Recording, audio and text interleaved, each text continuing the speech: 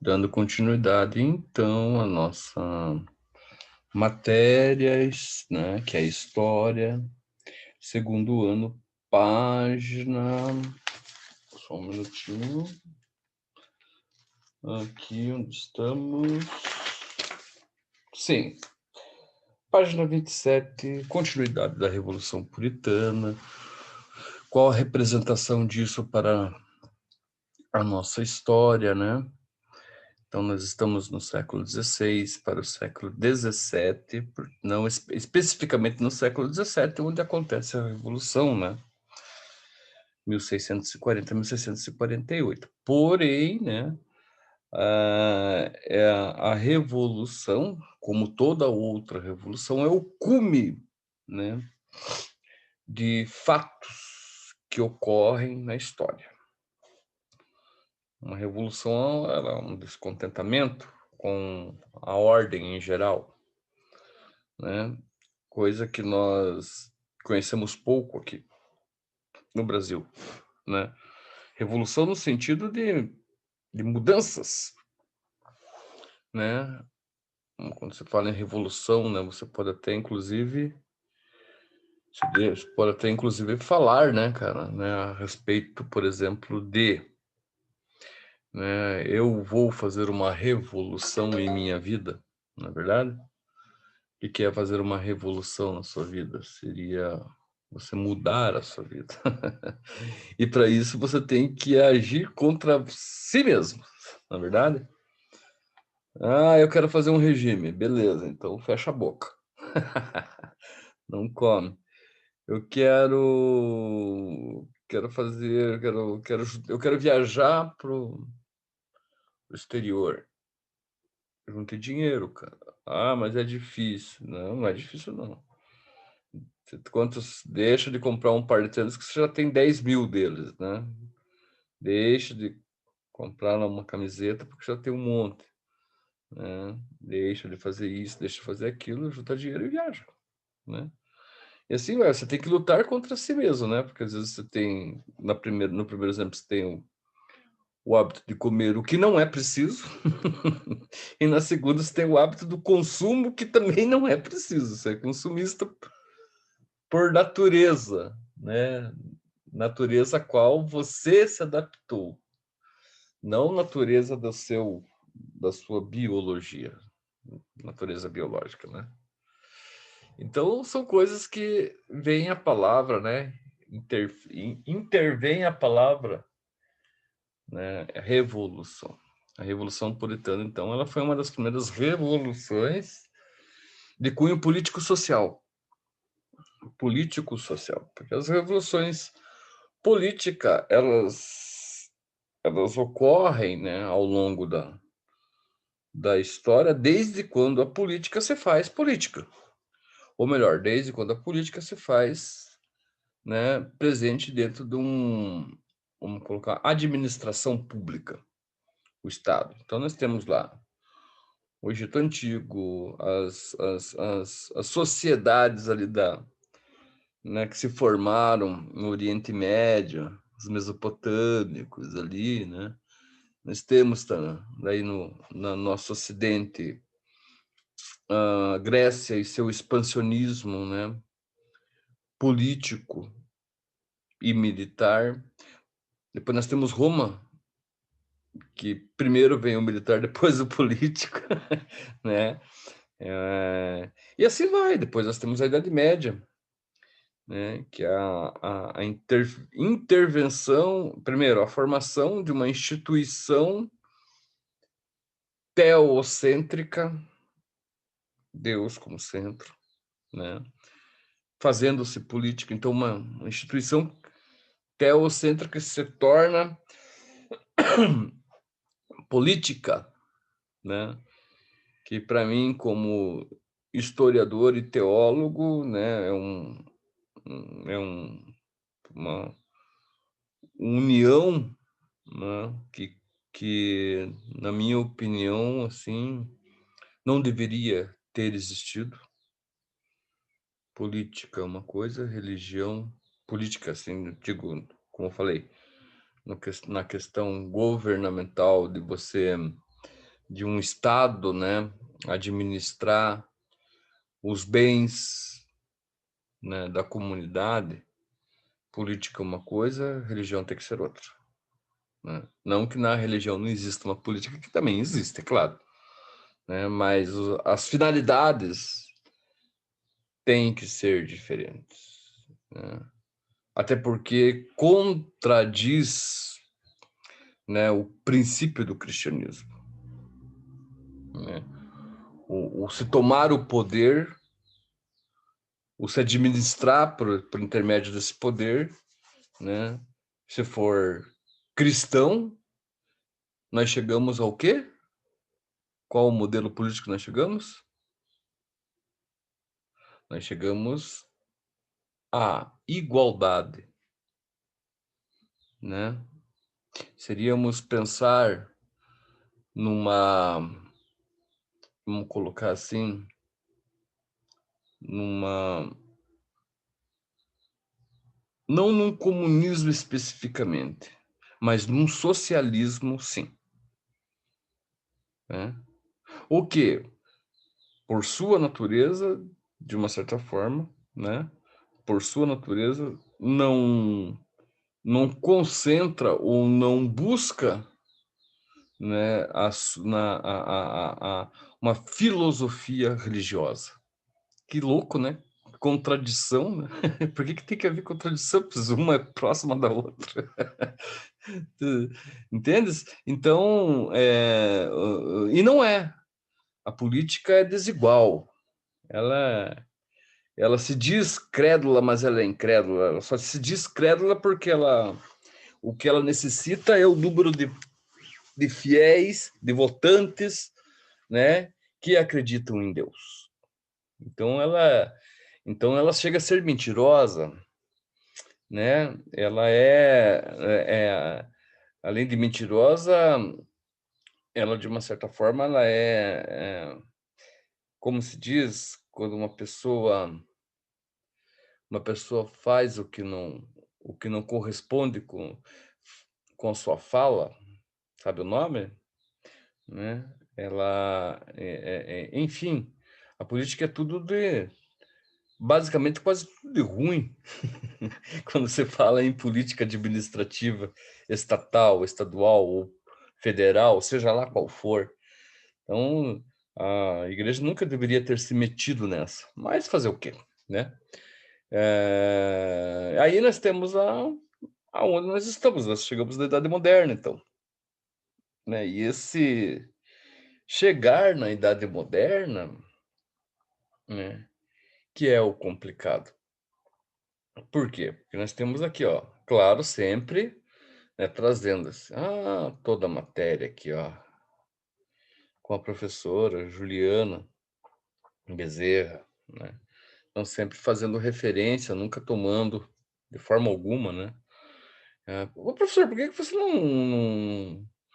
não monta a sua aula também? Não sei o que tem, né? Não cria só, mas eu tenho a minha aula, que tá aqui, ó, né? E eu tô, de uma certa forma, né, fazendo uma divulgação também dos outros aqui, né?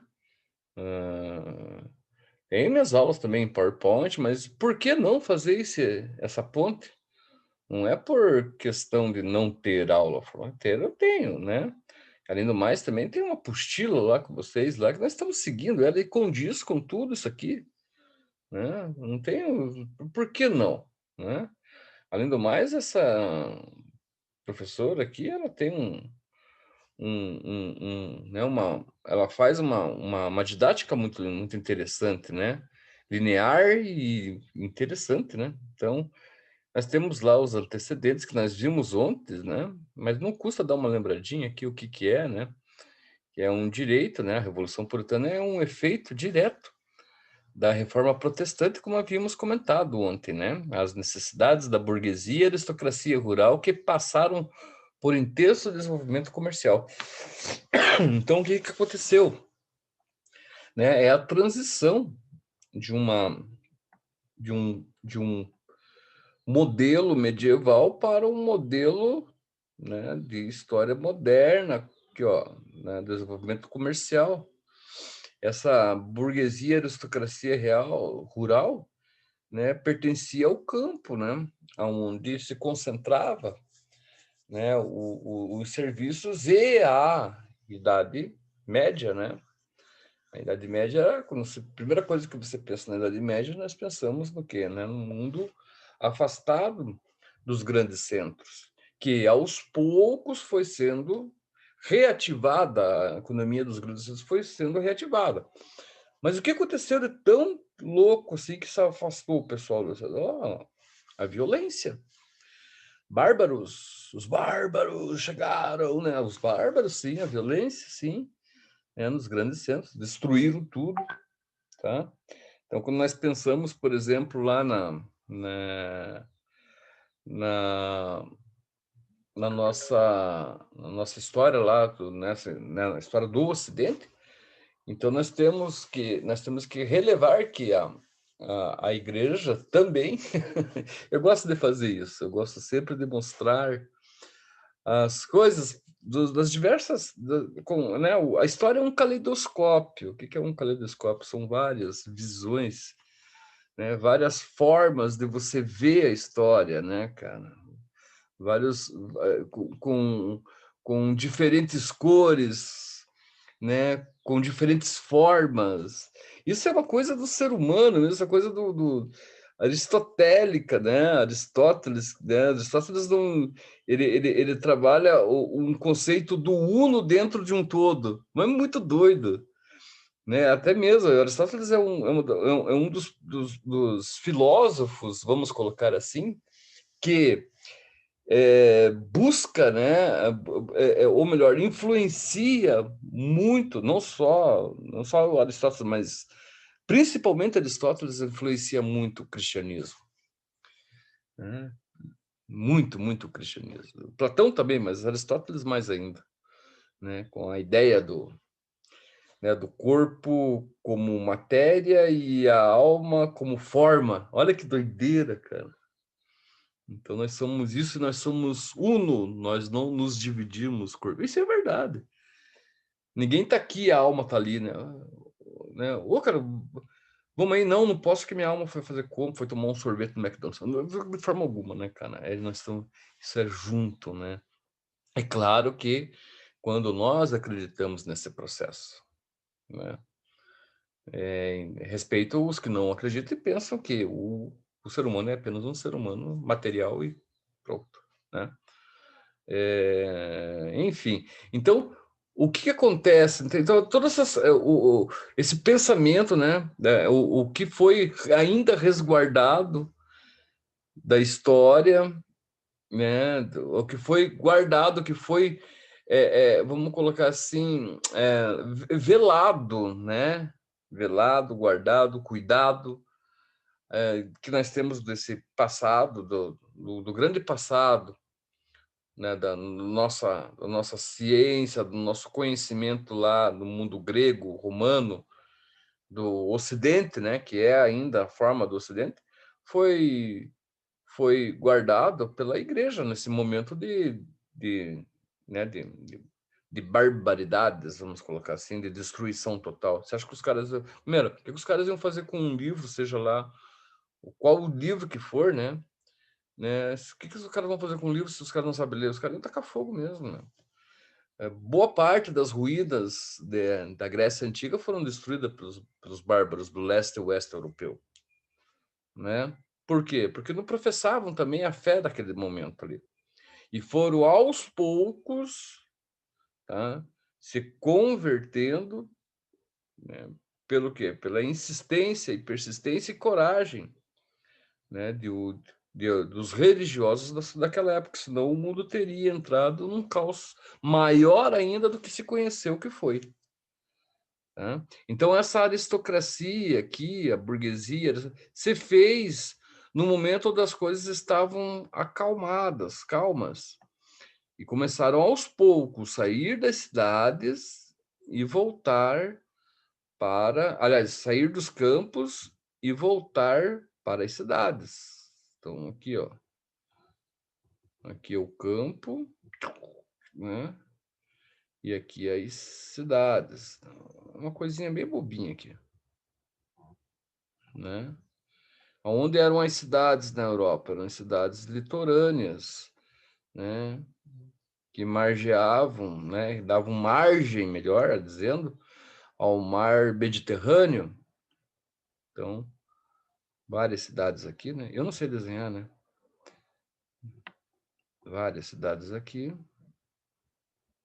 E aqui, mais ou menos, aqui, né? Era o mar Mediterrâneo, que fazia a ligação entre o Ocidente e o Oriente, né? Que é... Por que nós falamos, por exemplo, numa história clássica? Por que nós falamos na história clássica? Nós falamos na história clássica quando se formam os dois povos ali, né? As duas grandes civilizações do Ocidente, Roma e Grécia. Só deixa um pouquinho, vou ver se eu consigo pegar aqui um para vocês aqui. Roma e Grécia, né? Grécia e Roma, desculpa pela ordem, Grécia e Roma. Então, são duas cidades que comercializavam com quem? Com todo o Oriente, através do mar Mediterrâneo. Não é isso? Então, é interessante.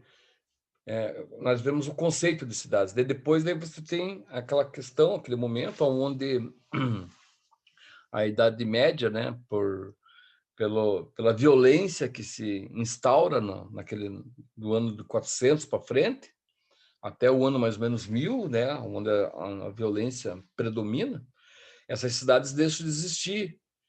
E deixa de existir também o brilho, né, dessa relação com o outro, desse multiculturalismo. Isso põe medo em muita gente, né? Essas indiferenças.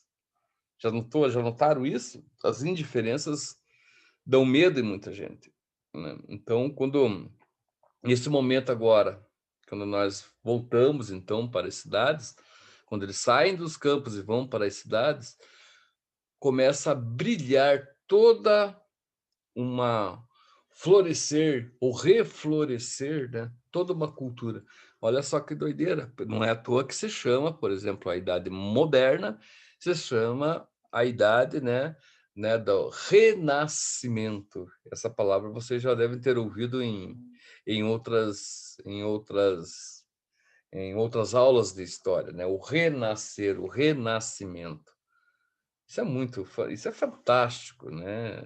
Interessante. Então, os antecedentes são justamente, então, por motivos políticos, que essa aristocracia rural, né, se torna uma burguesia que se desenvolve comercialmente no século XVI e no século XVII. Ó. O movimento representou um desafio à monarquia e à teoria do direito divino. Isso nós falamos ontem também, né? Esse movimento, é uma classe social tentando tomar o poder de outra classe social. É o que aconteceu recentemente na história do Brasil. Nós tivemos em 2000 se eu não me engano, 2001, né? A ascensão de um poder de esquerda, né? Que se instaura no Brasil e fica, né? 2, 4, desculpa, 4, 8, depois 12, né? 14 anos no poder, se eu não me engano. Não sou muito bom de conta, mas se eu não me engano é isso. São 14 anos no poder, né? E daí por em diante, né? Troca-se o poder por outro aí e as coisas dão continuidade, né? Então é sempre uma questão de interesses, né? Que são postos, é uma questão de interesses que são postos de uma certa forma, né? Com relação, né, ao mundo em si, né? Seja ele lá na Europa, seja ele aqui, seja ele lá nos Estados Unidos, seja ele aqui mesmo na América Latina, mas em outros países, né? Cada situação é um mundo diferente, né? Por quê? Porque lida com o mundo na sua forma, entendeu? Né? Nós temos um referencial. Então, toda essa mudança aqui, ó, que é o movimento representou um desafio à monarquia, ao teoria de direito de vida, por quê? Lá, naquele momento, se nós falarmos aqui, não existe isso. Aqui nós estávamos no processo de colonização, bancando essa, vamos colocar, essa monarquia, né, que se fez presente com a teoria do direito de vida. O que era o rei, então? Lembra? Deu na aula de ontem? O rei era o quê? Era um intermediário nos homens com Deus. Então, a teoria do direito divino. Então, a burguesia pensou, pô, esses caras não são Deus não, cara. Este dizia, né, que o poder do rei era transmitido por Deus e assim tinha legitimidade para governar seus súditos. Mas quem depende, né? Tem muita. Aí nós temos nitidamente um absolutismo onde a igreja faz parte também, que talvez eu acho a parte mais, assim, vamos colocar, mais delicada, né, da história da igreja, pois você trata dela agora, né, não como ativa, né, mas sim passiva, o que é pior, né? Ou seja, né, tudo que estava acontecendo, ela com medo do que, né, de perder mais ainda o que já havia perdido com a reforma protestante, né?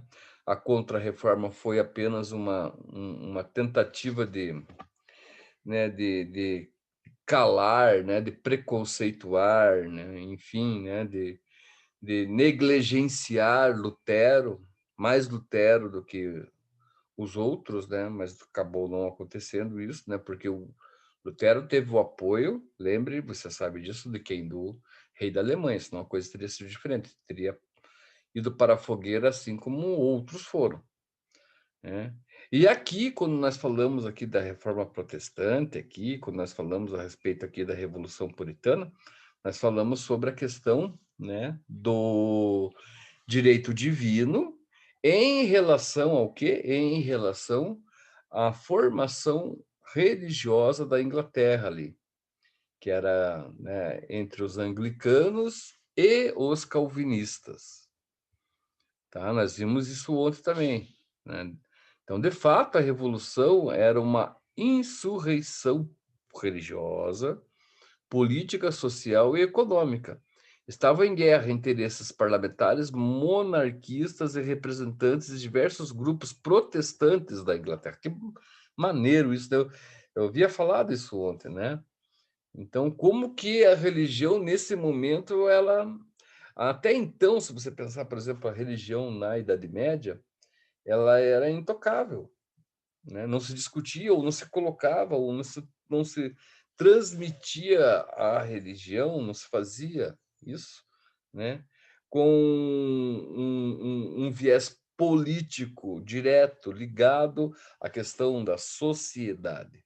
Agora ela se faz, ó, olha lá, insurreição religiosa, política, social e econômica. É muito interessante ver isso. Mas isso é tão gostoso, tão legal de se ver, que nós temos que ver em outra aula. Estudem lá o que precisa ser estudado. Vocês têm uma apostila ali que é bacana ali, então vocês têm conteúdo ali, né?